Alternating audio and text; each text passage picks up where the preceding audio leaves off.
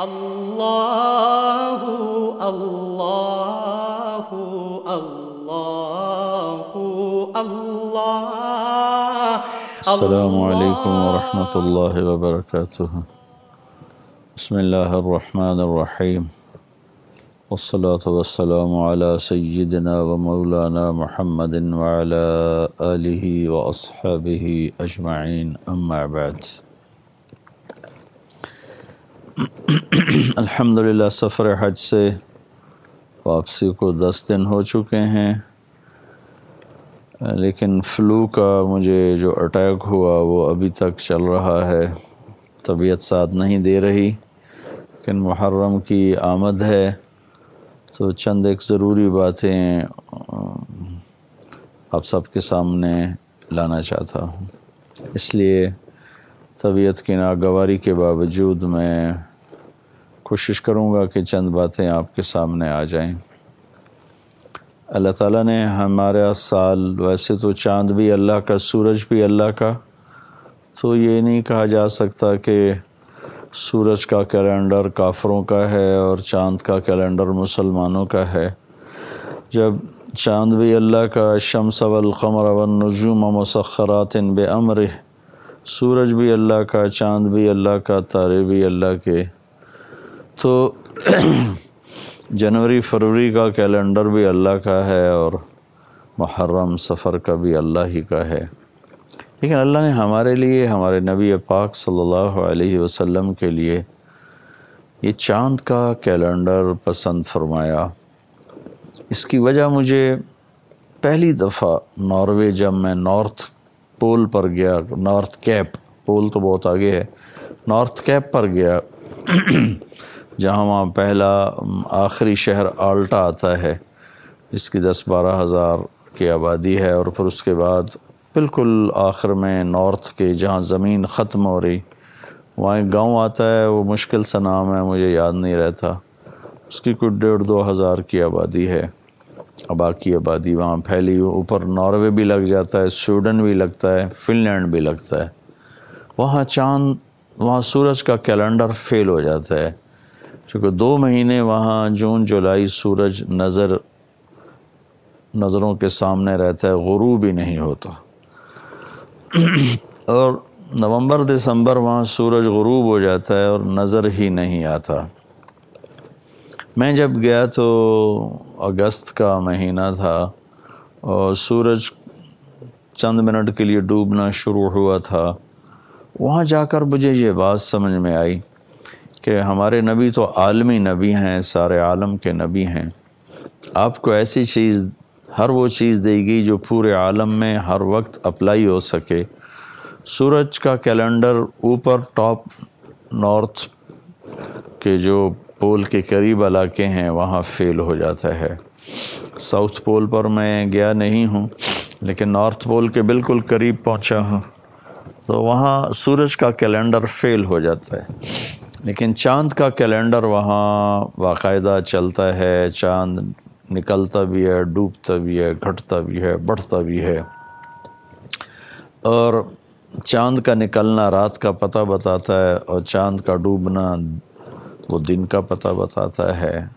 تو وہاں پہلی دفعہ مجھے یہ بات سمجھ میں آئی کہ اللہ تعالیٰ نے ہمیں چاند کا کیلنڈر ہمارے نبی کو دیا، چونکہ آپ عالمی نبی ہیں تو آپ کو ایسا نظام دیا گیا جو سارے عالم کے لیے اپلائی ہو سکے۔ یہ تو تھوڑی سی حکمت مجھے سمجھ میں آئی جو آپ کے سامنے رکھی ہے۔ پھر اللہ تعالیٰ نے محرم سے ہمارا سال شروع کیا ہے، یہ بڑا مقدس مہینہ ہے شروع سے ہی، اور اس میں جو 10 محرم کا دن ہے اس کو شہادت حسین نے 4 چاند لگا دیے، لیکن یہ اس سے پہلے سے ہی بہت محترم چلا آ رہا ہے۔ 10 محرم کو آدم علیہ السلام کی توبہ قبول ہوئی، 10 محرم کو ابراہیم علیہ السلام آگ کے ڈھیر سے نکلے، اس میں جو جتنے دن بھی اس میں رہے، مختلف اس کی روایات ہیں، لیکن جس دن آپ نکلے وہ 10 محرم تھا۔ 10 محرم کو واستوت علی الجودی وقیل بعدا للقوم الظالمین، نوح علیہ السلام کی کشتی جودی پہاڑ پہ رکی 10 محرم تھا۔ 10 محرم کو موسیٰ علیہ السلام اپنی قوم بنو اسرائیل کو لے کر وہ پار ہوئے، اس لیے یہود 10 محرم کا روزہ رکھتے تھے۔ جب ہمارے نبی تشریف لائے مدینہ تو آپ نے دیکھا کہ یہود 10 محرم کا روزہ رکھتے ہیں، تو آپ نے پوچھا کہ کیوں روزہ رکھتے ہو؟ تو انہوں نے بتایا کہ اس دن ہماری قوم نے نجات پائی تھی۔ تو آپ نے فرمایا کہ ہم موسیٰ علیہ السلام کے تم سے زیادہ حقدار ہیں۔ پھر آپ نے کہا خالف الیہود، تم یہود کے خلاف کرو، وہ 1 رکھتے ہیں تم 2 رکھو، 9-10 کر لو، 10-11 کر لو۔ اور ساتھ فضیلت سنائی کہ عاشورہ کا روزہ پچھلے سال کے سارے گناہوں کو معاف کرنے کا ذریعہ ہے، اللہ تعالیٰ پچھلے سارے گناہ معاف فرما دیتے ہیں۔ 10 محرم کو یونس علیہ السلام مچھلی کے پیٹ سے باہر نکلے، اور پھر سب سے عظیم جو واقعہ ہوا جس نے انسانی تاریخ میرے پاس الفاظ نہیں کہ میں اس کو کیسے بیان کروں، بہرحال میرے احساسات اور جذبات کو الفاظ تعبیر دینے سے عاجز ہیں، معافی مانگ رہے ہیں۔ 10 محرم میں شہادت حسین نے پھر اس کو وہاں تک پہنچا دیا، اس کے جمال کو، اس کے کمال کو، اس کے حسن کو، کہ باقی سارے قصے اس کے مقابلے میں چھوٹے ہو گئے، اور یہ قصہ بہت آگے چلا گیا۔ یہ چھری سب سے پہلے چلی حضرت اسماعیل علیہ السلام پر، لیکن اس چھری سے انہیں نکالا گیا، بچایا گیا۔ پھر یہ چھری چلی جناب حضرت عبداللہ پر، آپ کے والد ماجد، لیکن ان کو اس چھری سے نکالا گیا، بچایا گیا۔ یہ چھری مقدر تھی حسین کی گردن پہ چلنے کے لیے، اور پھر 61 ہجری 10 محرم جمعے کے دن یہ چھری حسین کی گردن پر چلی، اور صرف ان پر نہیں، ان کے ساتھ اور ان کے 72 جان نثار اور 16 اہل البیت جن کے گردنوں پہ یہ چھری چلی، اور ان کے سر کٹ کر نیزوں پر چڑھے بازاروں میں پھرائے گئے، اور جناب حضرت امام حسین علی مقام کا سر مبارک ابن زیاد مردود کے سامنے لایا گیا۔ اس کے ہاتھ میں چھڑی تھی، تو اس نے ایسے آپ کے ہونٹوں پہ ماری، ایسے کر 2-3 دفعہ۔ کہنے لگا میں نے ایسا حسن آج تک نہیں دیکھا کہ مرنے کے بعد بھی ایسا دمکتا، چمکتا، مسکراتا چہرہ ہو۔ تو انس رضی اللہ تعالیٰ عنہ تشریف فرما تھے، وہ کھڑے ہو گئے اور کہنے لگے یہ چھڑی ان ہونٹوں سے ہٹا لے، میں نے اللہ کے نبی کو دیکھا ہے، ان ہونٹوں کو چومتے ہوئے میں نے اللہ کے نبی کو دیکھا ہے، ان ہونٹوں پہ اللہ کے نبی کے ہونٹ لگے ہیں، میں نے دیکھا ہے۔ ہاں، یہ اس واقعہ نے اس دن کو بہت بلند کر دیا، بہت اونچا کر دیا، اور آگے بھی ایک بہت بڑا دن آنے والا ہے، الحاقۃ ما الحاقۃ وما ادراک ما الحاقۃ، اور القارعۃ ما القارعۃ وما ادراک ما القارعۃ، اور هل اتاک حدیث الغاشیہ، وفإذا جاءت الطامة الكبرى، وفإذا جاءت الصاخة، اور فإذا نفخ في الصور نفخة واحدة، وحملت الأرض والجبال فدكتا دكة واحدة، فيومئذ وقعت الواقعة، وانشقت السماء فهي يومئذ واهية، قیامت کا دن۔ إنهم يرونه بعيدا ونراه قريبا، تم اسے دور دیکھتے ہو، اللہ کہتا ہے میں اسے قریب دیکھتا ہوں۔ یوم تکون السماء کالمہل وتکون الجبال کالعہن، آسمان تلچھٹ بن جائے گا، ریزہ ریزہ ہو جائے گا، پہاڑ روئی کے گالوں کی طرح ہو جائیں گے۔ 10 محرم کے لیے ایک بہت بڑا واقعہ بچا کے رکھا گیا ہے، جمعہ کے دن 10 محرم کو قیامت قائم ہوگی، اور غالباً اسی دن اٹھایا جائے گا۔ اس کا میں پھر عرض کرتا ہوں، مجھے پورا یاد نہیں، کچھ یاد پڑتا ہے کہ اسی دن اٹھائے جائیں گے۔ تو اللہ تعالیٰ نے ہمارے سال کی ابتدا عجب طریقے سے کی ہے۔ باقی لوگ نیو ایئر مناتے ہیں 31 دسمبر کو، سارے سال میں جتنے گناہ ہوتے ہیں اس سب کا مجموعہ ایک رات میں کر دیتے ہیں، اور بڑے درد اور دکھ سے کہتا ہوں، رو کے کہتا ہوں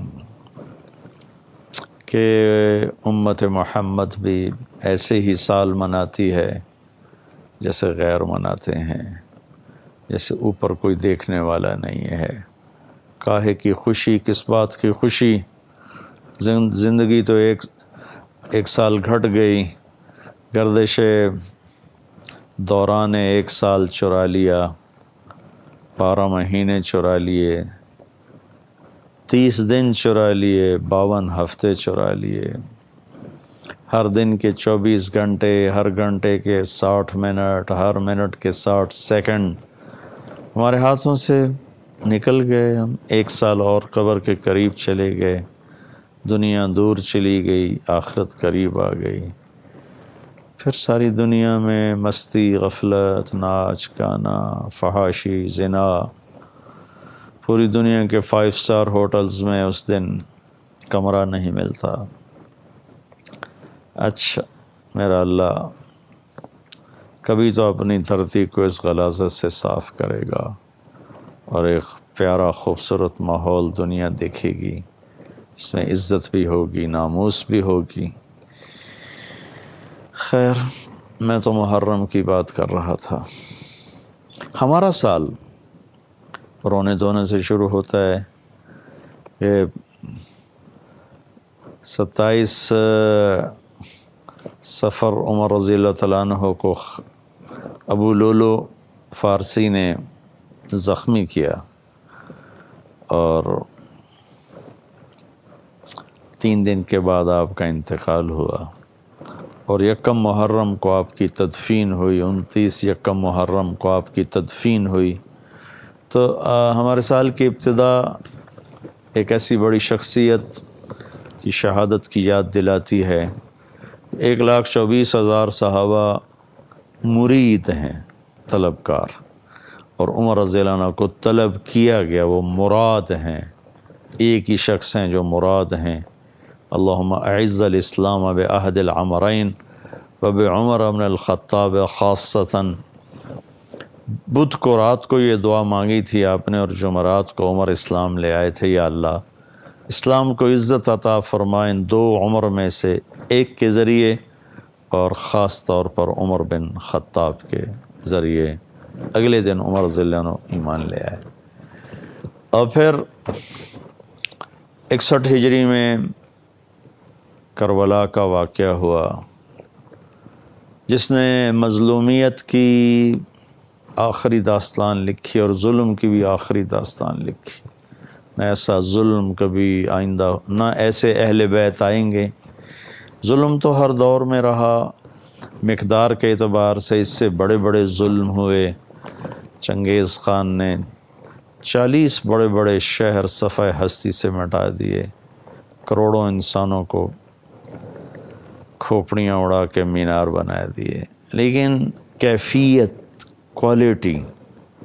کوالٹی کے اعتبار سے، کیفیت کے اعتبار سے نواسہ رسول تو پھر کوئی نہیں تھا نہ کہیں، اور نواسہ رسول کی اولاد، اور نواسہ رسول کے بھائی اور بیٹے اور بھتیجے، اور دوسرے نواسہ رسول کی سگی اولاد قاسم، ابو بکر، عبداللہ، حسین کے بیٹے عبداللہ،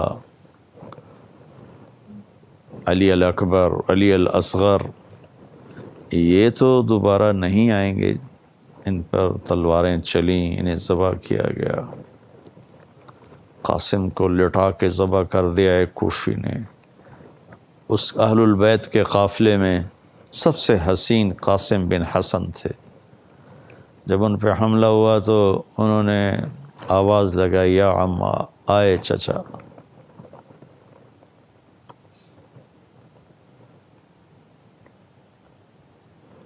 حسین رضی اللہ تعالیٰ عنہ خود زخموں سے چور تھے، زخمی شیر کی طرح جھپٹے،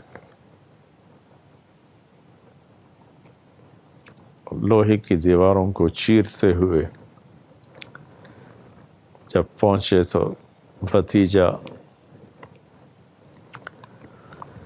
اپنے نانا کے پاس جا چکا تھا، ایڑیاں ان کی زمین پر اس وقت رگڑ رہی تھیں، تو ان کے سرانے کھڑے ہو کر فرمایا، بھتیجے، آج تیرا چچا کتنا بے بس ہے کہ آج تیری فریاد کے باوجود وہ تیری مدد کے لیے نہ پہنچ سکا۔ اور آپ نے ان کو اٹھایا اور سینے سے چمٹا لیا اور دونوں بازو میں ایسے بھینچ لیا اور ان کی لاش کو لے گئے پیچھے جہاں اہل البیت کی لاشیں پڑی تھیں، ان کے ساتھ ان کو بھی لٹا دیا۔ تو ایسے شہزادے کہاں سے آئیں گے؟ ظلم تو بعد میں بھی بڑے ہوئے، ہر دور میں فرعون بھی آتے رہے، ظالم بھی آتے رہے، لیکن خانوادہ رسول میں نواسے کہاں سے آئیں گے؟ نواسوں کی اولاد کہاں سے آئے گی؟ اور ایسے وہ 72 جان نثار کہاں سے آئیں گے کہ دھرتی نے ایسے وفادار کم ہی دیکھے ہوں گے۔ تو 10 محرم ہم نے اسے صرف رونے دھونے کا دن بنا دیا ہے، یقیناً رونے دھونے کا دن ہے، لیکن یہ ایک پیغام ہے کہ اللہ اس کے رسول کو راضی کرنے کے لیے موت کی کھیل کھیلنا بھی کامیابی ہے۔ آج کل ہم پیسے پہ بکے ہوئے ہیں، چیزوں پہ بکے ہوئے ہیں، کرسیوں پہ بکے ہوئے ہیں، عہدوں پہ بکے ہوئے ہیں، شیعہ و سنی و یزید کو گالیاں دیے جا رہے ہیں۔ کچھ بے وقوف ہیں جو یزید کو امیر المومنین ثابت کرنے کے چکر میں ہیں۔ اللہ تعالیٰ مجھے بھی سمجھ دے، ان کو بھی سمجھ دے، ورنہ امت متفق ہے۔ امام احمد بن حنبل رحمۃ اللہ علیہ سے کسی نے پوچھا کہ کیا لوگ یزید سے بھی، کوئی لوگ ایسے بھی ہیں جو یزید سے پیار کرتے ہیں؟ تو امام احمد بن حنبل نے فرمایا کہ کیا اللہ اور رسول اور آخرت پر ایمان رکھنے والا یزید سے پیار کر سکتا ہے؟ یہ اہل السنت کے امام ہیں احمد بن حنبل، میں یہ ان کی بات نقل کر رہا ہوں کہ کیا آخرت، اللہ پر، آخرت پر ایمان رکھنے والا یزید سے پیار کر سکتا ہے؟ نہیں کر سکتا۔ لیکن حیرت کی بات ہے، کام سارے وہی کرتے ہیں جو وہ کر گئے۔ کرسی کے لیے ظلم بٹھاتے ہیں، ایمان بھی بیچتے ہیں، ضمیر کو بھی بیچتے ہیں۔ محرم آتا ہے تو روتے حسین کے لیے ہیں، کھڑے ہوئے یزید کی صف میں ہیں، نوحہ اہل بیت کا پڑھتے ہیں، کام شمر والے کرتے ہیں، ابن زیاد والے کرتے ہیں۔ جنت اگر اتنی سستی ہوتی تو جنت کے سردار حسین کو سر کٹانے کی کیا ضرورت تھی؟ اپنے معصوم بچوں کو ذبح کروانے کی کیا ضرورت تھی؟ اپنے خاندان کے سر نیزوں پہ چڑھانے کی کیا ضرورت تھی؟ جنت کا راستہ ایک زندگی ہے جو میرے نبی لے کر آئے ہیں، جسے اپنانا پڑتا ہے، تب جا کر یہ راستہ طے ہوتا ہے۔ اللہ ہمیں اہل بیت کی قربانی کی قدردانی کی توفیق عطا فرمائے۔ اس سے عظیم کائنات میں کوئی گھر نہیں ہے۔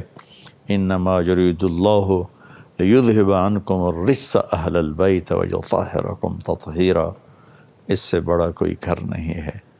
جب وہ قربان ہو گئے تو ہم اتنا ہی کر دیں، رشوت چھوڑ دیں، جھوٹ چھوڑ دیں، ظلم چھوڑ دیں، جوا چھوڑ دیں، چوری چھوڑ